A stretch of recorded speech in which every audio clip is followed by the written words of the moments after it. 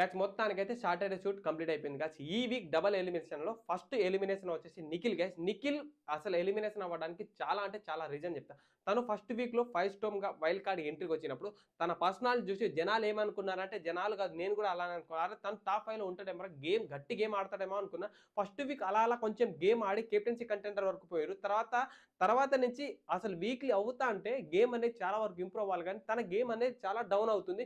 Nomination point లో కూడా point out చేసి మాట్లాడలేదు, సిల్లీ పాయింట్ చెప్పి నామినేషన్ చేస్తాడు. ఇంకొకటి ఏంటంటే, మొన్న కళ్యాణ్తో నామినేషన్ జరిగినప్పుడు ఆ పాయింట్ లో కూడా స్టాండ్ తీసుకునే విధానం అయితే నాకు నచ్చలేదు. స్టాండ్ గట్టిగా తీసుకోవాలి నామినేషన్ పాయింట్ లో. ఒక్కరికి ఎదుటికి పాయింట్ అవుట్ చేసి మాట్లాడేటప్పుడు పాయింట్లు అనేది రాకుండా మాట్లాడాలి, కానీ తన దగ్గర మాట్లాడే సత్తా లేదు. గేమ్ వారానికి కొద్ది తగ్గడం జరిగింది. అలా తగ్గడం వల్ల తను వచ్చేసి ఈ వీక్ సాటర్డే రోజు ఎలిమినేషన్ అయిపోయారు. ఇంకొకటి ఏంటంటే, సండే షూట్ ని అప్డేట్ ఇది, మన గౌరవ్ గుప్తాకు దివ్యనికి మధ్యలో సండే షూట్ లో అసలు ఏమైనా ఎలిమినేషన్ రౌండ్ జరుగుతుందంట. నిజంగా వీళ్ళిద్దరు ఎవరు ఎలిమినేషన్ అవుతారో అనేది కూడా క్లారిటీ లేదు. ప్రతి ఒక్కటి అప్డేట్ రాగానే మన యూట్యూబ్ ఛానల్ అప్లోడ్ చేసిన దీనికి సంబంధించిన ఫుల్ వీడియో మన యూట్యూబ్ ఛానల్ అప్లోడ్ చేసిన ఆల్రెడీ వెళ్ళి చూడండి. ఎవరైనా చూడకపోతే ఫాలో కొట్టి ఈ వీడియో షేర్ చేయి.